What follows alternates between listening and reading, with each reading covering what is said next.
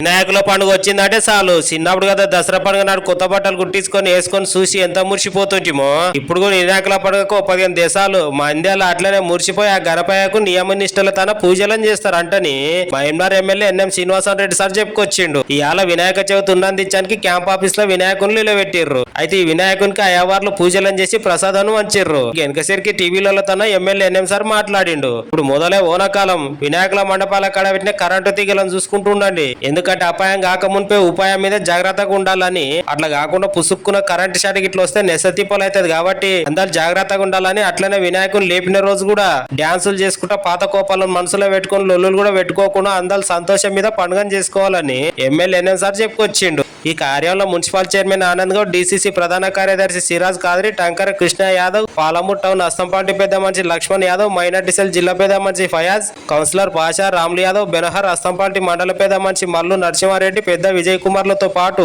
ఆయా ఊర్ల బుడ్డ లీడర్లు బండి మల్లేష్, గోవింద్ యాదవ్, శివప్రసాద్ రెడ్డి, పోతనపల్లి మోహన్ రెడ్డి, సుధాకర్ రెడ్డి, మనోహర్, శ్రీనివాస్ రెడ్డి, రామకృష్ణ, ఎత్తెపు కేశవులు పాల్గొన్నారు.